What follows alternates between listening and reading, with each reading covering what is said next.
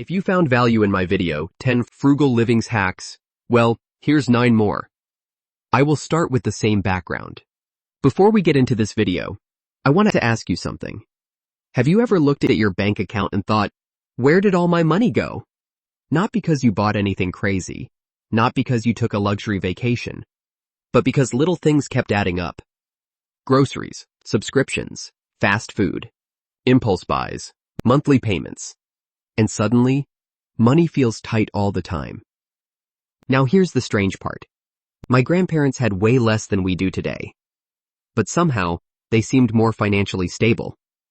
They didn't have delivery apps. They didn't have online shopping. They didn't have endless subscriptions draining their accounts. And honestly, a lot of the habits they lived by still work better than modern money advice. So today, I'm sharing frugal living hacks I learned from my grandparents that actually work in today's world. Some of these are simple. Some might surprise you. But together, they can completely change the way you handle money. And stick around until the end, because I'm giving you a simple checklist you can start using today. Let's get into it. Never underestimate how expensive unplanned shopping is. We covered this concept earlier in the video, but this hack puts another name to it. Responsibility. My grandma always had a list. Always. Because stores are designed to make you spend emotionally. Without a plan, you buy based on mood. With a plan, you buy with purpose. And purpose saves money. I recall that my grandparents had one day each week when they went to town to buy their necessities. How many times do you shop each week?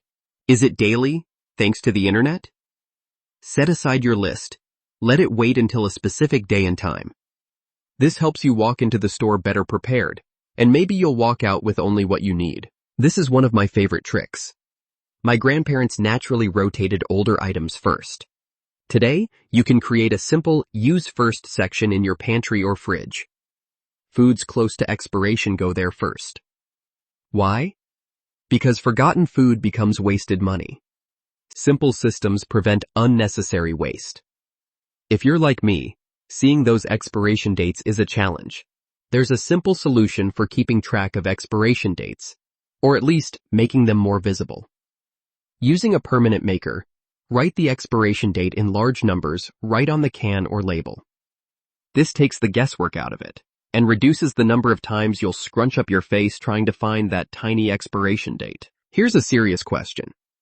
Do you feel like modern life makes people spend money just to avoid boredom? My grandparents found joy in simple things. Card games, family visits, walks, sitting outside talking. And honestly, that kind of simplicity feels refreshing now. Not every good moment has to cost money. That realization alone can lower your spending dramatically. There are many ways to entertain yourself that don't cost a lot of money. Add reading to this list. The library is free. But also, think back to the most fun you had with your grandparents. My favorite memories are of putting together jigsaw puzzles at my grandma's kitchen table. Consider buying some used board games, puzzles, etc. at a thrift store. They will come in handy. Neglect gets expensive. My grandparents understood that. Oil changes, cleaning, small repairs. Tiny maintenance prevents huge bills later. And in today's world, avoiding one major repair can save thousands. Frugal living isn't only about spending less. Sometimes it's about preventing expensive problems. It's very easy to make something last. Just take care of it. Simple things like routine maintenance can make an item last for decades instead of years. Want proof? Go to a thrift store, a yard or estate sale, or a flea market. You'll find quality items that are still in working order because they were once cared for and maintained by someone who knew their value. Your grandparents knew this. Take their knowledge and learn from it. This one hits hard today because shopping has become entertainment. People browse online when they're bored, stressed, or tired.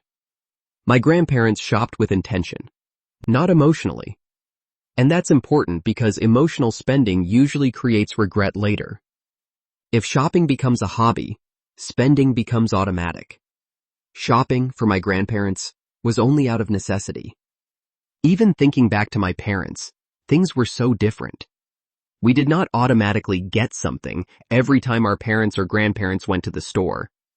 But our culture these days is buy, buy, buy. Buying a new gadget or toy is almost expected with each trip to the store. Consider doing what your grandparents did. Play games for fun instead of shopping. Shopping isn't entertainment. My grandparents reused everything. Containers, bags, jars. Today, people throw away things constantly and then buy replacements. But reusable habits quietly save money over time. And honestly, it's less about being frugal and more about being mindful. One thing I really want to focus on with this channel is that frugal does not mean cheap, and it does not mean constantly sacrificing on the good stuff. It does, however, mean that you are mindful and purposeful with your purchases, and even what you discard. Ever wonder why Grandma had a room full of fabric scraps? It was because she was making quilts as a hobby, so nothing went into the trash unless it was absolutely unusable. Consider whether that item you're about to discard is actually usable for another purpose. My grandparents always kept extras of essentials, not panic buying, preparation, because emergencies become expensive when you're unprepared.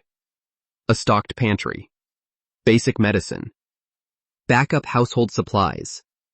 Preparation reduces stress and last-minute spending. And in today's world, that matters a lot. I never saw my grandparents make an emergency run to the store for toilet paper, paper towels, plastic forks, or even a can of corn. They bought what they needed and knew what needed to be in those cabinets. Granted, we have different options now. Think about the massive variety of options when it comes to something as simple as laundry soap, diapers, simple painkillers. Too many choices make for a stressful shopping trip. Borrow from your grandparents' playbook.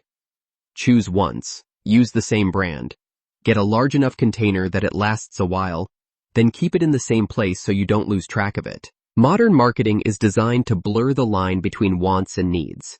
That's intentional. My grandparents kept those categories separate, and that clarity protected their finances. Before buying something, ask, is this improving my life, or just feeding a temporary feeling? That question alone can stop a lot of unnecessary spending. Similar to another of our hacks, this concept has been mentioned earlier. But this time, really consider whether something is truly needed, or do you just want it? Did you see it online or on television? Do you want one because your friend just bought one? What true value does this item add to your life? Like your grandparents, make choices that support a happy, healthy life, free of financial worries at every turn. Maybe you don't need that extra pair of boots. This might be the most important one. Because gratitude changes spending behavior. When you constantly focus on what you lack, you spend more trying to fill that feeling. But my grandparents appreciated what they had. And because of that, they always seemed more content. Frugal living works best when it comes from peace, not deprivation. If you're thinking of shopping to make you feel better, buying that new phone because your old one is, well, old, but still works fine. What is the real purpose of that shopping? And what is the real cost? It's trading your life for things. My grandparents gave me time, precious time with them. Give yourself that same gift. Instead of buying more, take a close look at what you have. It's probably enough, and maybe you'll appreciate it more if you just stop to look at what you're already got. Just in case you're watching this video first, I will repeat this last section. Here's what I've realized about my grandparents. They weren't trying to be trendy.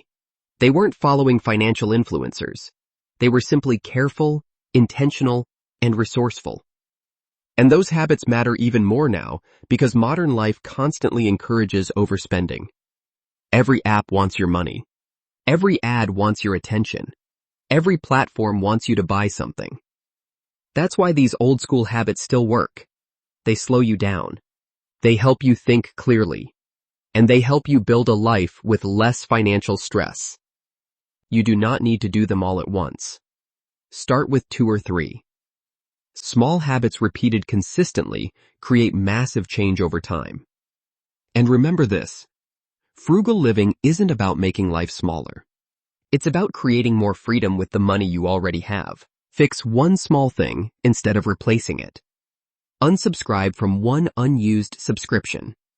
Start a small use-first food section. Find one free activity for entertainment. Track your spending for 1 week. Avoid browsing shopping apps when bored. Reuse containers or household items. Learn one basic money-saving skill. Appreciate progress instead of chasing more. If you found value in this video, that's wonderful. That's my goal. If you want to see more, hit the like button and subscribe for more simple ways to save money and live better. And in the comments, what's one frugal habit you learned from your parents or grandparents? I'd love to hear it. Is there a specific topic you'd like me to dive into? Let me know. See you in the next video.